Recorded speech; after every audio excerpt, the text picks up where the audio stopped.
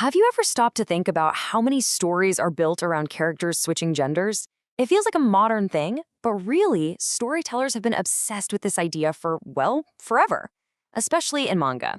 It's not just some niche trend, it's a huge, incredibly popular, and really complex subgenre. So today, let's get into it and try to make sense of this fascinating world. So, what's the deal? What is it about these stories that just grabs us, both in Japan and all over the world? I mean, you see a few examples in Western media, sure, but manga is where this genre has absolutely blossomed. And to really get why, we need to take a quick look back at where these stories even came from. And here's the thing. These stories are not new. Not by a long shot. They are everywhere. We're talking ancient Rome with Ovid's Metamorphoses. We're talking Norse myths where the trickster god Loki literally gives birth, and even in Japan's own 12th century literature.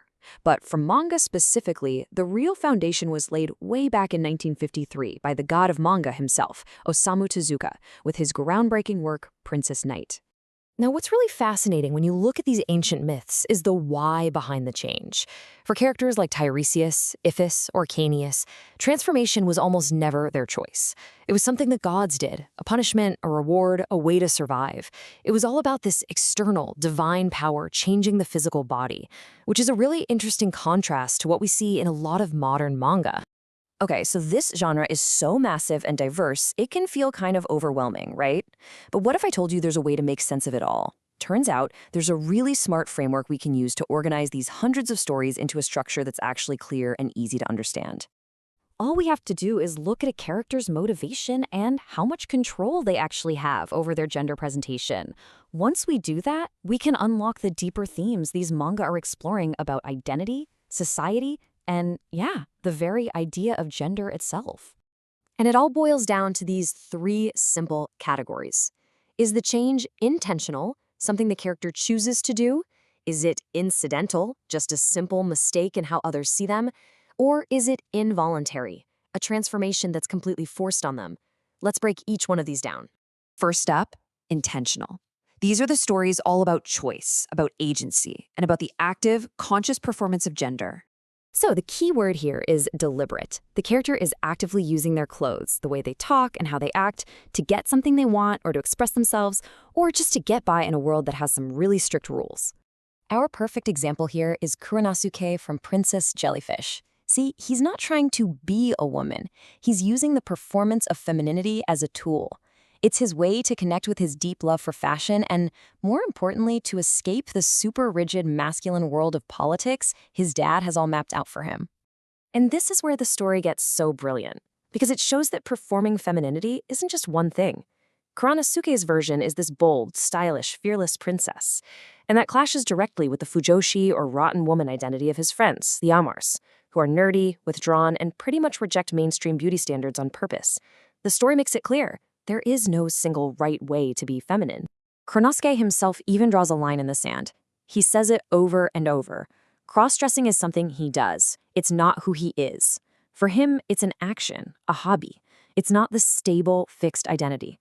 And that really challenges the idea that gender's a noun, suggesting instead that it's more like a verb, something you're constantly doing. Okay, so we've covered internal choice. Now let's completely shift gears and look at how the outside world sees a character.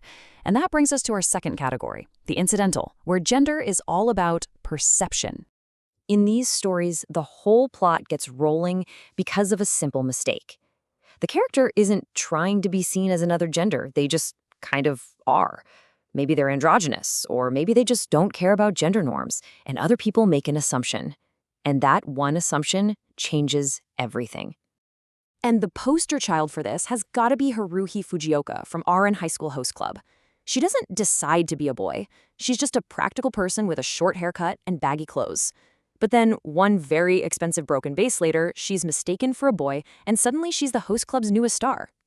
And when her assigned sex is eventually revealed, her response is just legendary. Never claimed otherwise. It perfectly sums up her whole attitude. For Haruhi, whatever labels other people want to stick on her are way less important than who she actually is. What's so amazing here is how the world of the host club completely reframes who Haruhi is. Her skills at home and her slender build, they're not seen as feminine traits, no. They become desirable qualities in a man. Her natural personality becomes her charming point as a host.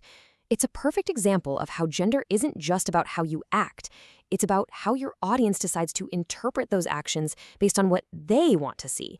All right, that brings us to our final category, and this is the one where the character has no say in the matter at all. This is the involuntary, where gender isn't a choice or a perception, but a condition that's forced on you. Yeah, here the transformation is physical, and it is absolutely not consensual. It's a curse, a magical accident, an experiment gone wrong, and bam! Suddenly the character is in a totally different body, and now they have to deal with all the social rules and expectations that come with it.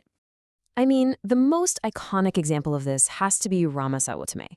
This guy is the ultimate man's man, a super powerful martial artist who completely defines himself by his masculinity. But after he falls into a cursed spring, one splash of cold water turns him into a girl, and his entire identity gets thrown into chaos. And for Ranma, his body becomes a literal battlefield for gender politics. On one hand, he's forced to deal with his dad's really rigid, chauvinistic ideas about what a man should be. But more importantly, when he's in his female form, he experiences the world in a totally new way. He gets objectified, he gets harassed, and he's forced to understand the kind of vulnerability that comes with just existing in a female body in a patriarchal world. So, when you put all three of these categories together, intentional, incidental, and involuntary, you really start to see the incredible power of this genre.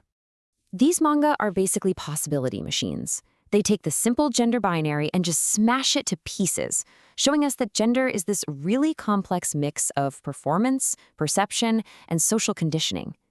These stories pave the way for more realistic explorations of trans identity, like in the amazing series Wandering Sun. And the trope has even evolved into global blockbusters like Your Name, which uses the whole body swap idea to build this incredible sense of empathy. The philosopher Judith Butler once wrote that our ability to act, our agency, is full of paradox. We're shaped by a world we never chose, but we still have to act within it. And these stories, they live right in that paradox. They show us characters navigating social rules they didn't make and somehow finding freedom while doing it.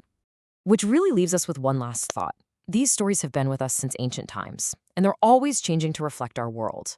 By imagining these fluid, complex identities on the page, they open up a space for us to rethink the boundaries we live within our own lives. So as we keep telling them, you have to wonder, what new possibilities are we creating for ourselves?